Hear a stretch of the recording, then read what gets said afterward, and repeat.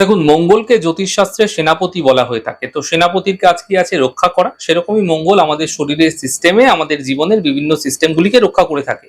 আপনাদের জন্মছকে রক্ষাকারী গ্রহ মঙ্গল। তো এই মঙ্গল যদি জন্মছকে শুভ থাকছে তাহলে আপনাকে সুরক্ষা দেবে, সকল দিক থেকে আপনাকে রক্ষা করবে। যদি মঙ্গল দুর্বল হচ্ছে আপনাকে কিন্তু ভীতু করে তুলবে। মনের মধ্যে যে আত্মবিশ্বাস, সেই আত্মবিশ্বাসের অভাব দেখা যাবে এবং সঠিক কথা সঠিক জায়গায় প্রকাশ করতে পারবে না। মঙ্গল দুর্বল থাকলে বৈবাহিক জীবনে সমস্যা আসবে। মঙ্গল সম্পর্কের মালিক, তাই দাম্পত্য জীবনে স্বামী স্ত্রীর মঙ্গল দোষকে দেখা হয়ে থাকে। যে সম্পর্ক কতটা অটুট হতে পারে, কতটা মজবুত হবে সম্পর্ক। মঙ্গল যদি দুর্বল হয়ে থাকে তাহলে সম্পর্ক ভালো থাকে না, বিশেষ করে বৈবাহিক জীবনে তো নাই। আর যদি বৈবাহিক জীবনের সম্পর্ক প্রথমের দিকে ভালো রয়েছে, তাও ধীরে ধীরে কিন্তু খারাপ হয়ে যাবে।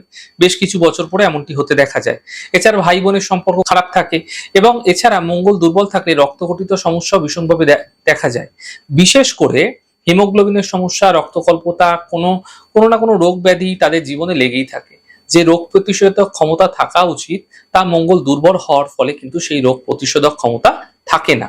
মঙ্গল যদি দুর্বল হয়ে থাকে, একটা বড় সমস্যা হতে দেখা যায় যে বারবার অপারেশনের সম্ভাবনা তৈরি হতে দেখা যায়, দুর্ঘটনার সম্মুখীন হতে দেখা যায়। এই দুর্ঘটনার কারণে অপারেশন হতে দেখা যায়, বড় থেকে বড় রক্তপাত হতে পারে।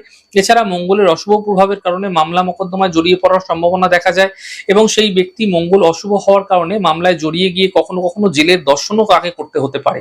জেল যাত্রাও তার হয়ে থাকে। মঙ্গল অশুভ থাকলে ঋণ সংক্রান্ত সমস্যা জীবনকে নাজেহাল করে দিতে পারে।